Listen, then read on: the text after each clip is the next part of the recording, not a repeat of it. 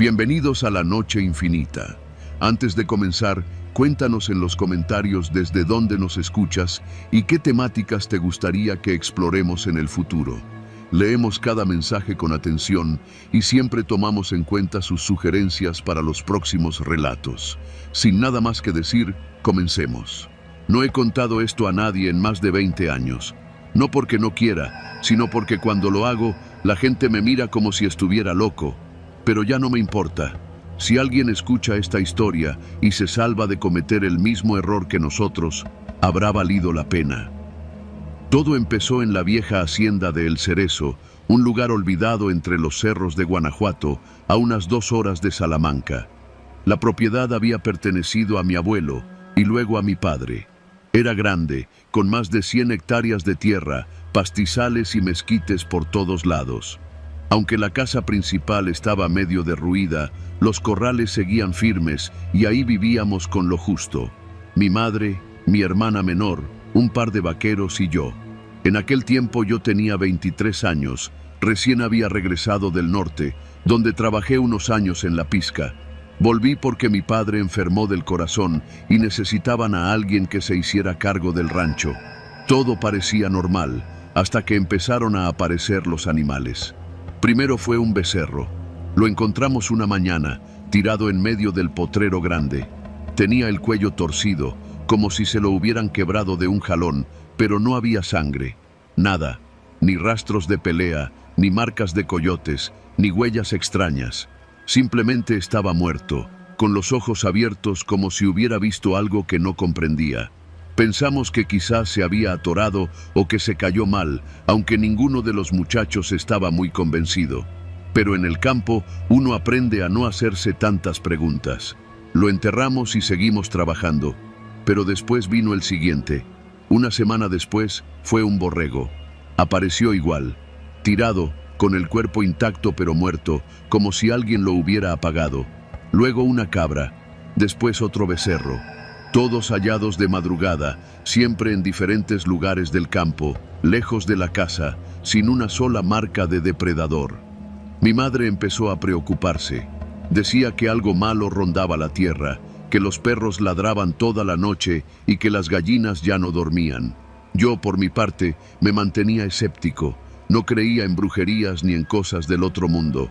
Pero eso cambió cuando el vaquero más viejo del rancho, don Fidencio, pidió irse. «Aquí ya no es lugar para cristianos, muchacho», me dijo, con sus manos temblando. «Yo ya vi esto antes, cuando era niño.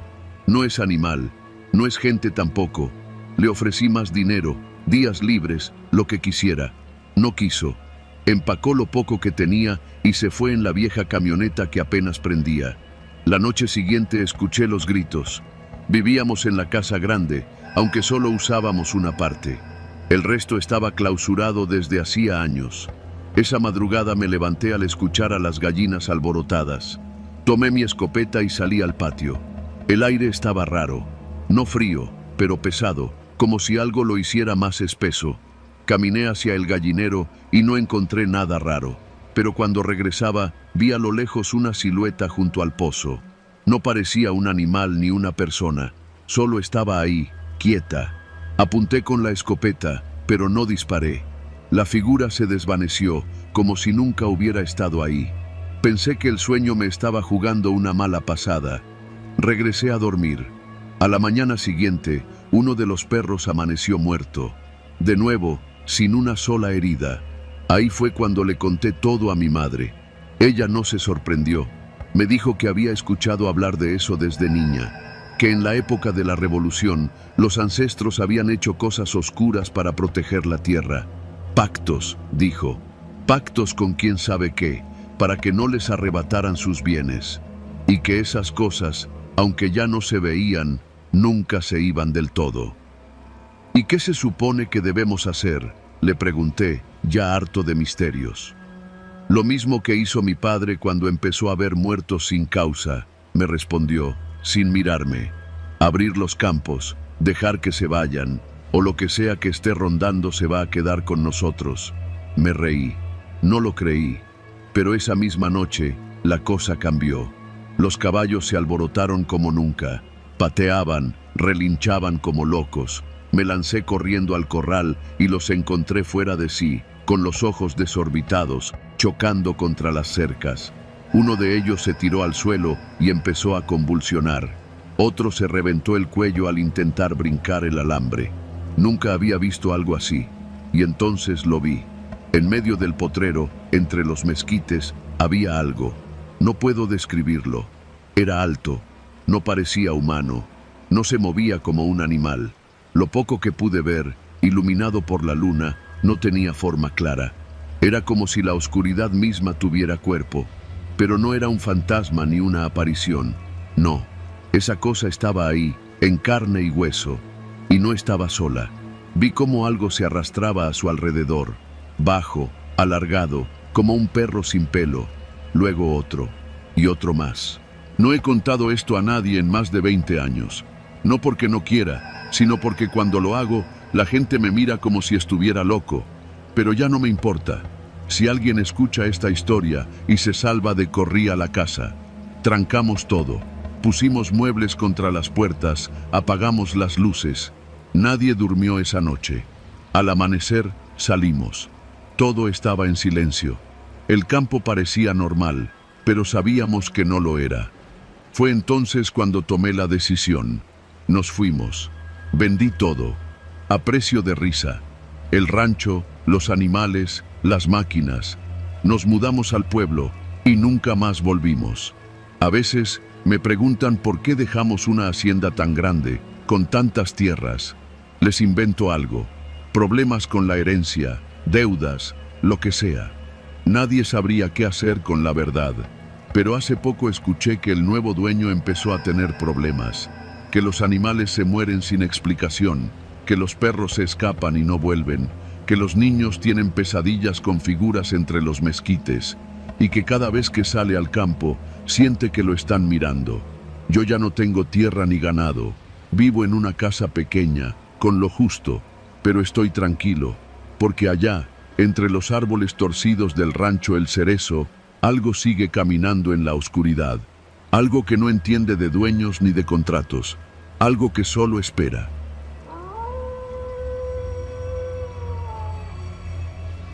Me llamo Luis, y esto es algo que no puedo seguirme callando. Hace poco más de un año acepté un trabajo como intendente en una antigua hacienda restaurada que funciona como hotel boutique en las afueras de Valladolid, Yucatán. Se llama La Magdalena. Y desde que llegué, algo me quedó claro. Nadie aguanta ahí más de una semana si es nuevo. Cuando fui a la entrevista, el administrador, un tipo flaco, moreno, con bigote delgado y ojos que parecían no parpadear nunca, me preguntó si estaba dispuesto a quedarme en la hacienda durante mis turnos. No me pareció raro. Varios hoteles en zonas rurales piden lo mismo.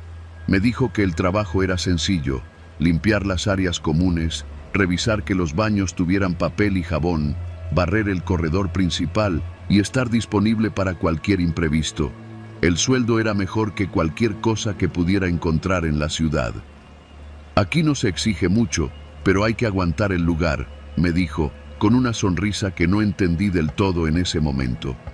La hacienda estaba bien conservada, pero había algo en el aire, en los muros, que hacía que uno respirara como si cargara una mochila invisible. Lo sentí desde el primer día. Me asignaron una habitación junto a la lavandería, con cama individual, ventilador de techo y un mosquitero viejo que parecía más simbólico que útil. Las paredes estaban llenas de humedad y el foco colgaba de un solo hilo. El primer turno fue tranquilo.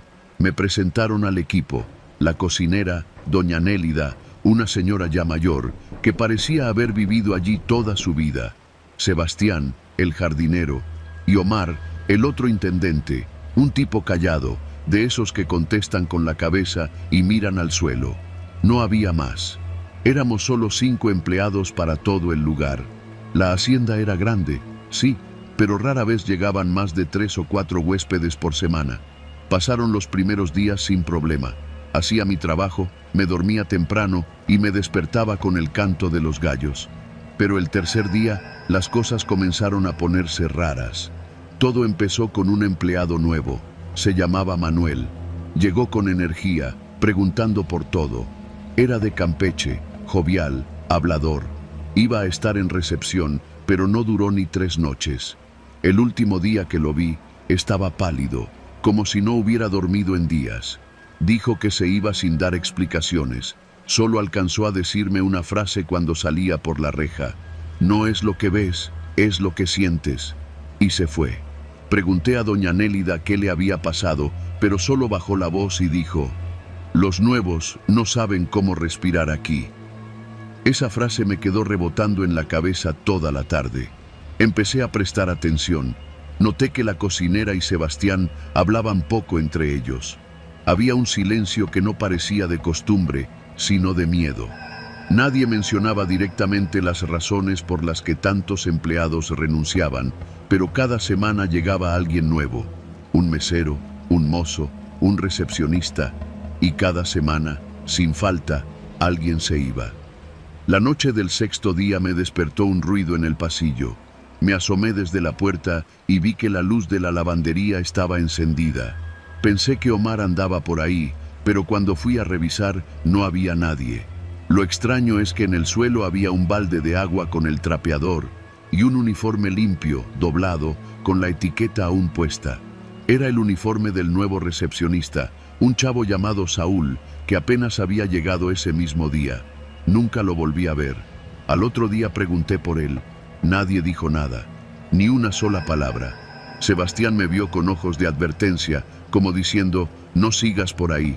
Me obsesioné. Empecé a escribir los nombres de los nuevos que llegaban en un cuadernito. En 2 semanas anoté 7. Ninguno duró más de 4 días. Comencé a preguntar a los huéspedes si sabían algo, si escuchaban ruidos, si notaban algo raro. La mayoría decía que no, pero una pareja de chilangos me dijo algo que no he olvidado. Oye, ¿ustedes tienen actores o qué? Anoche vimos a alguien pasar corriendo por el pasillo, como si buscara dónde esconderse. Lo vimos desde la ventana. Parecía nervioso. No estaba uniformado. ¿Era parte de algún show? Negué, claro. No teníamos ningún show. Y ese pasillo estaba vacío desde antes de las 10. Empecé a tener insomnio. Me sentía observado en todo momento. Las cámaras de seguridad tenían puntos ciegos, pero noté que algunas grabaciones se borraban sin explicación. Le pregunté al administrador y solo dijo: aquí, lo que pasa no se archiva, solo se limpia. El punto de quiebre fue una madrugada, cuando decidí quedarme despierto para ver qué ocurría. Me senté afuera de mi cuarto, con una taza de café. Eran las 3:20 cuando lo escuché. Un portazo, proveniente del ala sur, la que casi no se usa porque supuestamente está en remodelación. Caminé en silencio por el corredor. Las baldosas crujían bajo mis pies. Al fondo, una puerta entreabierta dejaba escapar una luz cálida. Me acerqué. Era la antigua capilla, clausurada desde hacía años. Escuché pasos dentro y una voz. ¿Dónde está mi credencial? No me dejen aquí. Por favor. Al asomarme, lo vi. Era un tipo en uniforme, nuevo, no lo había visto antes. Estaba solo, hablando con la pared, desesperado. Cuando me acerqué, me miró como si no pudiera reconocerme. ¿Eres tú el que limpia?, me dijo. Sácame, por favor. Me dijeron que era un trabajo fácil. Fui por ayuda. Cuando regresamos con Sebastián, el cuarto estaba vacío. El uniforme quedó en el suelo. La luz se había apagado. Sebastián me tomó del hombro y dijo: ahora entiendes por qué no se habla. Aquí nadie renuncia. Aquí los desaparecen. Esa noche no dormí. Me fui en cuanto amaneció. No pasé por mi liquidación. No me importaron los días trabajados. Me largué con lo que tenía en la mochila y tomé el primer camión a Mérida. Hoy, cada vez que busco trabajo y me preguntan por qué dejé la Magdalena, invento alguna excusa. Pero la verdad es esta: algo pasa ahí adentro. No sé si sea gente enferma, rituales extraños o algún tipo de castigo disfrazado de empleo. Pero lo que hacen ahí con los nuevos no es normal. Y si algún día alguien te ofrece chamba en una hacienda vieja, con muros restaurados y promesas de paz en el campo, pregúntate primero por qué nadie aguanta más de una semana. Y si decides aceptar, no te quites el uniforme, nunca.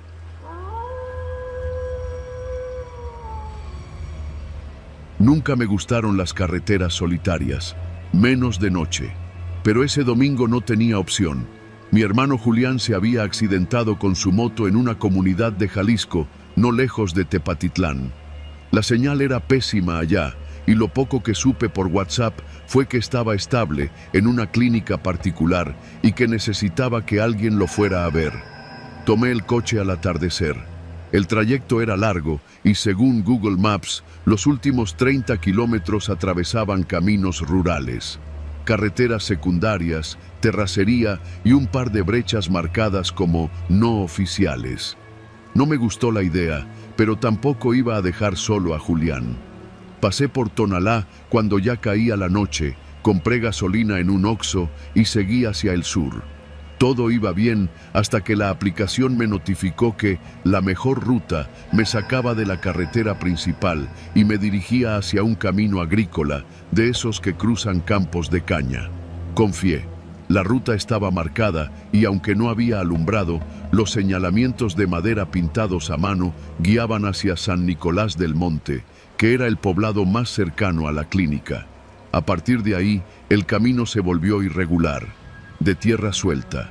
Me empezaron a brincar las dudas, pero ya llevaba más de 3 horas manejando.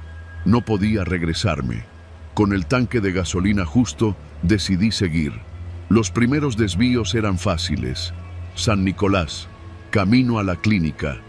Las señalizaciones, aunque improvisadas, parecían recientes. Lo raro fue que, cada cierto tramo, había letreros distintos. Algunos hechos con madera vieja, otros pintados sobre pedazos de cartón clavados con alambre a estacas o árboles. Lo que más me desconcertó fue un cruce de caminos donde encontré 2 flechas diferentes para el mismo destino. Una apuntaba hacia la derecha, con letras grandes que decían clínica, mientras otra, más pequeña, parecía vieja y descolorida, apuntaba hacia la izquierda con el mismo texto. Me detuve, bajé el vidrio, ni un alma, solo grillos y viento. El cielo ya estaba completamente oscuro. Opté por la flecha nueva. Era más lógica. El camino estaba más marcado. Seguí avanzando por unos minutos, pero algo me empezó a parecer familiar. Los árboles, una barda de piedra cubierta de hiedra, como si ya hubiera pasado por ahí. Y entonces lo confirmé. Vi una piedra blanca, grande, con grafiti azul. Había pasado por ahí, pero desde otra dirección. Esto no puede ser, me dije. Revisé el GPS, pero el mapa parecía haberse bloqueado. Mostraba un punto azul sin ruta, solo el campo en negro alrededor. Di la vuelta, regresé al cruce original. Ahora había 3 caminos, no 2, uno que no recordaba. Y esta vez, las señales habían cambiado de lugar. La flecha nueva, la grande, ahora apuntaba hacia el camino de en medio. La vieja, apenas visible, seguía en la misma dirección anterior. La tercera ruta no tenía letrero. Salí del coche. Lo dejé encendido con las luces altas. Caminé unos metros con la linterna del celular. Me acerqué a la señal nueva. Al tocarla, noté que no estaba clavada al suelo. Estaba amarrada con un alambre que alguien había girado recién, dejando marcas en la tierra, como si alguien la hubiera movido hace poco. Me empezó a calar el miedo. Una cosa es perderse en la sierra, otra muy distinta es darte cuenta de que alguien está manipulando los caminos a propósito. Regresé al coche, cerré con seguro y avancé despacio por el camino viejo, el de la señal desgastada. A los pocos metros noté más rastros, llantas marcadas sobre lodo seco, huellas de botas y más señales de cartón, algunas tiradas. Era evidente que alguien se tomaba el tiempo para cambiarlas de lugar. Entonces vi la hacienda. Estaba a unos 150 metros al fondo del camino. Vieja, de piedra gris, con ventanas abiertas como bocas huecas. No tenía luces, no tenía portón, solo una reja metálica caída a un lado. Me detuve. El mapa no decía nada, pero una sensación me invadió de inmediato. No debía seguir, pero ahí estaba la señal. Clínica, apuntando directo hacia la hacienda. Apreté los dientes. No me bajé.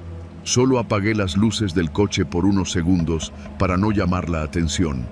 Cuando lo hice, En la oscuridad total, noté un detalle escalofriante. Una silueta caminaba por uno de los pasillos laterales de la hacienda. Encendí las luces de golpe. No vi nada. La figura había desaparecido. Reversa. Giré el coche con torpeza. Retrocedí hasta el último cruce. Esta vez, ninguna flecha estaba en el lugar. Solo quedaban los palos sin carteles. Ahí decidí hacer lo que debía haber hecho desde el principio: salir a la carretera principal. No fue fácil. La aplicación no respondía. No tenía señal. Pero recordé que al inicio del camino había una torre de alta tensión. Si la encontraba, podría orientarme hacia el norte. Durante más de 20 minutos manejé a tientas, pasando por caminos que se veían ligeramente alterados. Algunos claramente abiertos recientemente, con ramas cortadas a machetazos. Otros parecían cerrados de forma artificial, con piedras y troncos atravesados, como si alguien controlara los accesos. Finalmente encontré la torre, y junto a ella, un Nissan Tsuru rojo, abandonado en una zanja, la cajuela abierta, unas botellas de agua vacías, y junto a la llanta trasera, un letrero de madera tirado en el suelo que decía: Clínica. No era solo conmigo. Salí del coche y tomé el letrero. En la parte trasera, con plumón negro, alguien había escrito algo: No sigas las señales, no hay clínica, no hay nadie. Regresé al coche, esta vez decidido. Busqué el camino más ancho, más marcado, y lo seguí hasta que encontré un letrero verde metálico del gobierno que decía: Carretera Federal número 80, 1 kilómetro. Al llegar a la carretera, vi la patrulla. Los oficiales me detuvieron. Me preguntaron de dónde venía. Les conté, nervioso. Uno de ellos, un señor ya grande, me vio con seriedad y me dijo: Por esa zona no hay clínica, ni pueblo. Desde hace años está deshabitado. Solo hay ranchos abandonados y una hacienda vieja donde antes metían a migrantes. Hubo broncas, gente desaparecida. Me temblaron las manos. ¿Y las señales? El oficial me miró de reojo. Alguien juega con los caminos. Desde hace meses han desaparecido 3 personas en ese tramo, todas siguiendo rutas que no existen. Ya no usamos GPS ahí. Mejor pregunte antes de entrar. No dije nada. Volví a la carretera. Conduje en silencio por más de 1 hora hasta llegar a Tepatitlán. Encontré a Julián en una clínica pequeña, donde siempre estuvo, en una dirección completamente distinta. Me dijo que nunca me mandó la ubicación exacta porque no tenía señal. Solo había dicho el nombre del pueblo. Esa noche dormí en una posada local. Nunca conté todo esto a mi familia, pero desde entonces, cada vez que manejo por caminos rurales, ignoro todas las señales de cartón, madera o pintura casera, porque ya aprendí que algunas no guían, algunas cazan.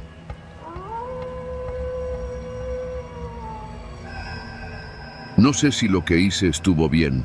Tal vez sí, pero eso no me hace dormir mejor por las noches. Todo empezó con una oferta de trabajo que no podía rechazar. Era principios de octubre cuando me llamó mi primo Antonio desde Guanajuato.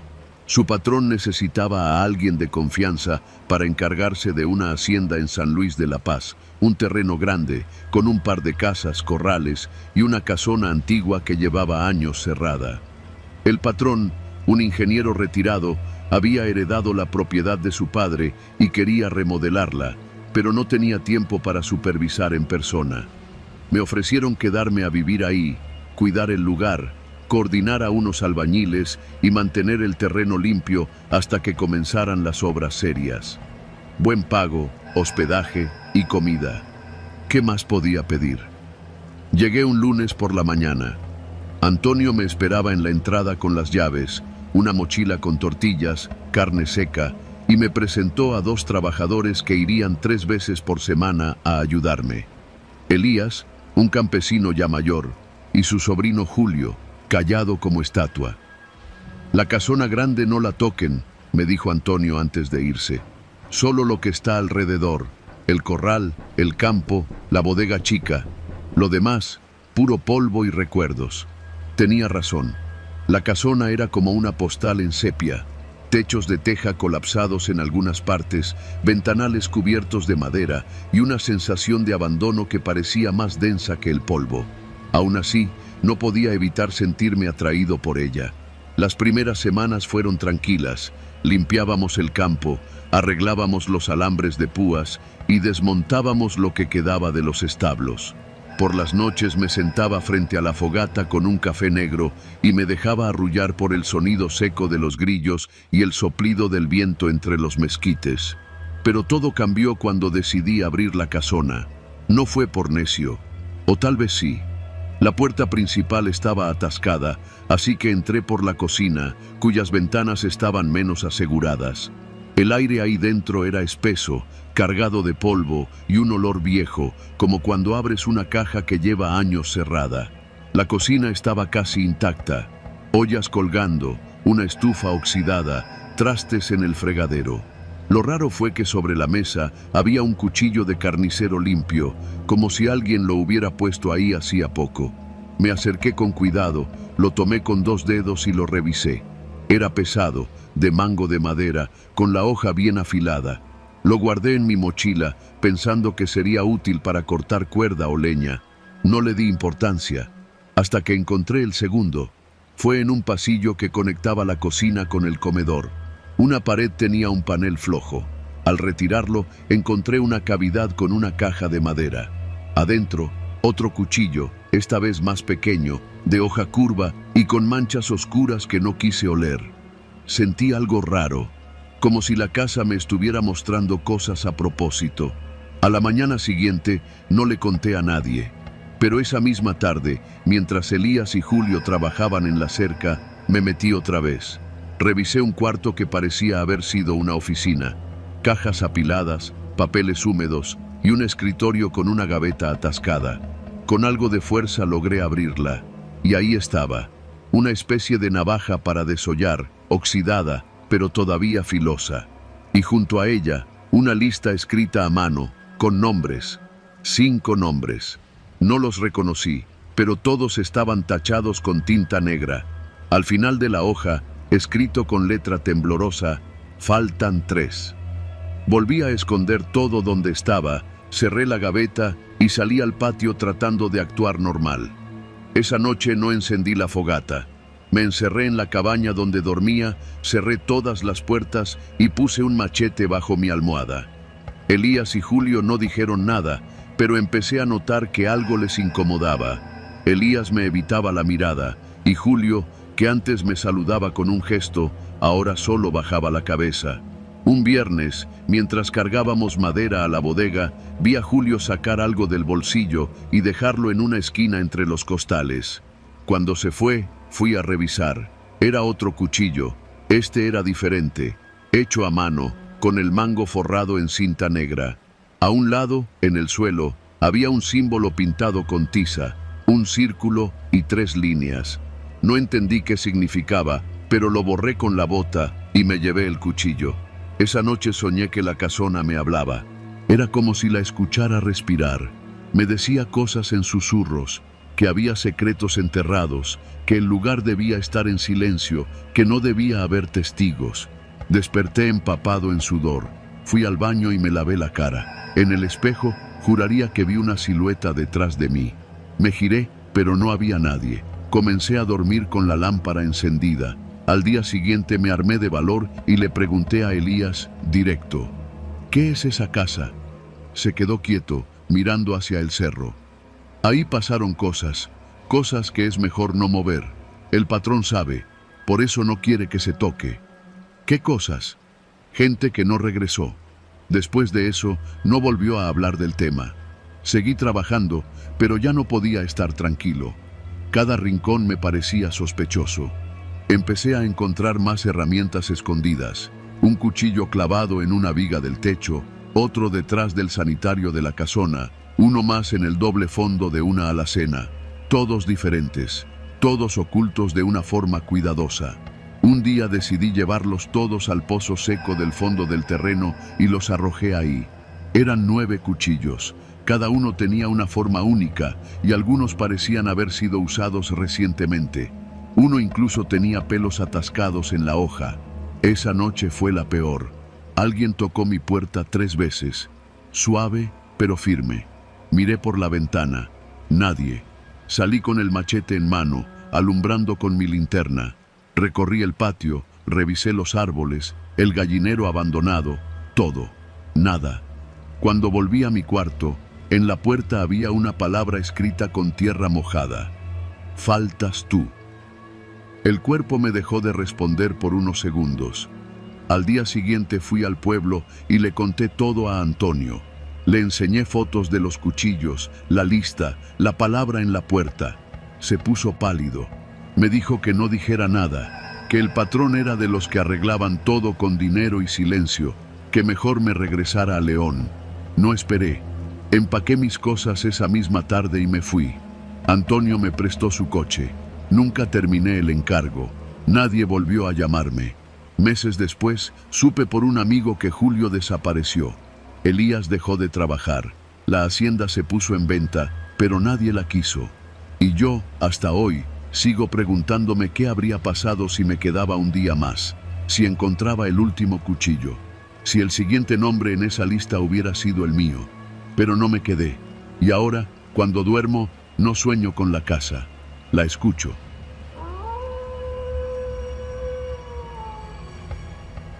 No tengo forma de explicar por qué acepté esa invitación.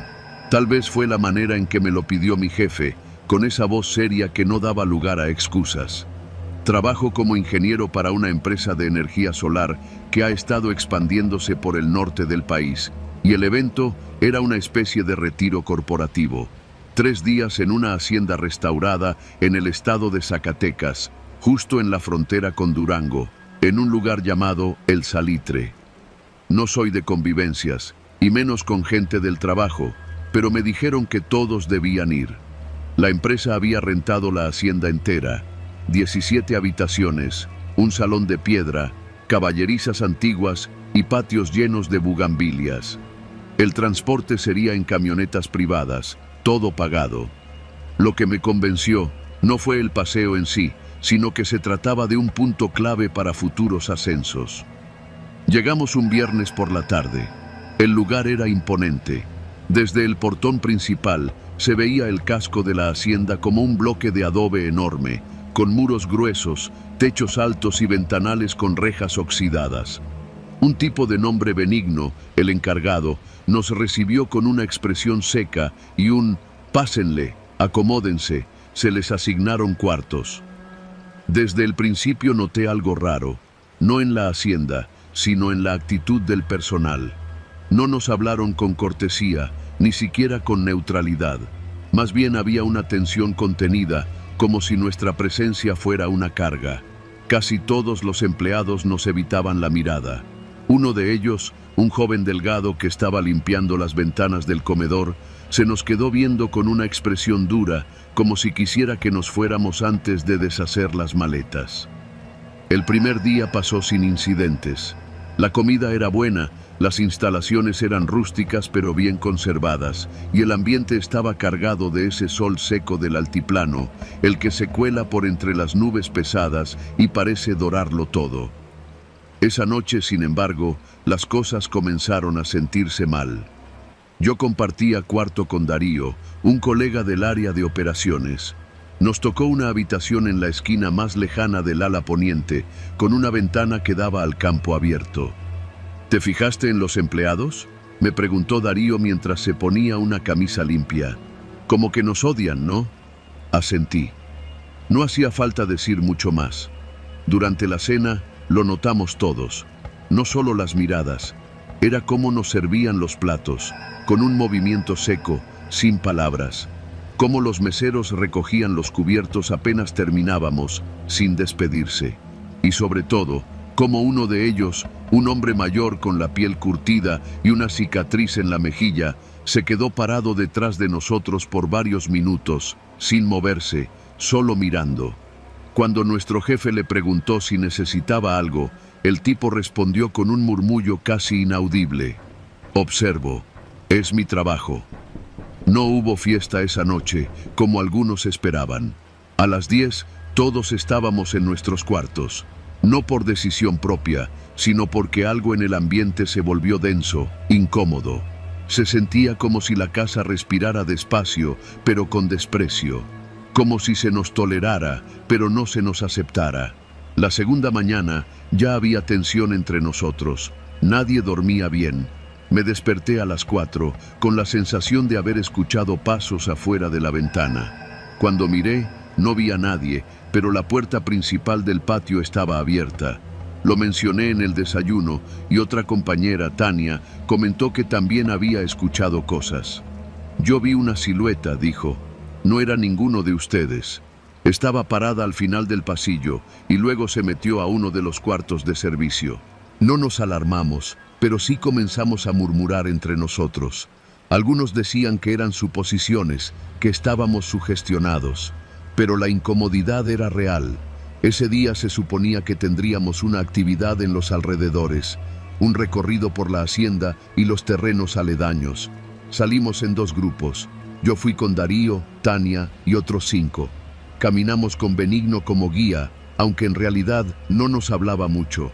Nos mostró un canal de riego seco, una noria abandonada y un pequeño cementerio familiar que pertenecía, según dijo, a los antiguos dueños. ¿Y quiénes son los actuales?, preguntó alguien. Benigno solo respondió, no los conocen. Esa tarde, al regresar, supimos que algo extraño había pasado con el otro grupo. Una de las compañeras, Raquel, se había torcido el tobillo. Dijo que tropezó al correr porque escuchó una voz que la llamaba desde el interior de un pozo. Nadie encontró ese pozo. Esa noche se tensó todo. Nadie bajó a cenar. Cada quien se quedó en su cuarto, algunos escribiendo en el chat grupal que sentían que los empleados los observaban desde los pasillos, otros diciendo que alguien tocó su puerta y no había nadie al abrir. A las 2 de la mañana, Darío me despertó. Estaba pálido, sudando frío. Oye, creo que alguien entró al cuarto. Me incorporé y escuchamos de nuevo el sonido. No era afuera, venía del armario de madera, ese que no usamos desde que llegamos. Nos quedamos quietos, no hablamos. El sonido era como el de una respiración baja, contenida. Luego, silencio. Abrí la puerta del armario de golpe. Vacío. Pero el olor ahí dentro era rancio, como tierra húmeda y ropa vieja. «Nos están jugando algo», dijo Darío. «Algún tipo de broma enferma». No dormimos el resto de la noche. A la mañana siguiente, la camioneta que debía recogernos no llegó. Benigno dijo que había habido un desperfecto. Cuando nuestro jefe le exigió más detalles, el tipo solo sonrió, la primera vez que le vimos algo parecido a una sonrisa. «Todo a su tiempo», dijo. La última noche fue insoportable. Nadie quería quedarse solo. Nos reunimos todos en el salón principal, con nuestras cosas listas. Planeábamos salir caminando al amanecer si no venían por nosotros. Entonces pasó. Tania, que había ido al baño del pasillo lateral, regresó con la cara desencajada. Fui al fondo y vi al joven que limpia los cristales. Estaba parado en el pasillo, mirando uno por uno los cuartos vacíos, como contando. Susurraba algo. «¿Y qué te dijo?», le preguntó uno. «Nada», solo levantó la vista y dijo, «Todavía faltan 3». Nadie durmió esa noche. Cuando al fin llegaron los choferes a la mañana siguiente, estábamos listos para irnos, temblorosos, sin entender por qué esa estancia se había vuelto un encierro voluntario. Pero lo peor fue al final. Mientras subíamos a las camionetas, un hombre, uno que nunca habíamos visto, salió desde las caballerizas. Iba vestido con ropa de otros tiempos, camisa blanca y sombrero de palma. Nos miró con desaprobación, como quien mira una plaga que se ha metido en su casa, y lo dijo: «Ya no vuelvan, no queremos su dinero, ni sus risas, aquí no los queremos». Desde la camioneta vi que los empleados estaban todos formados frente al portón, en fila, mirándonos, con la misma expresión, sin hablar, sin moverse. Nunca me enteré si la empresa volvió a rentar esa hacienda. Pregunté meses después y me dijeron que no había registros del lugar en los archivos. que tal vez había sido una locación improvisada. Lo único cierto es que nunca más volví a dormir bien, y a veces, en la madrugada, siento que alguien camina fuera de mi cuarto, que alguien susurra, que todavía faltan 3.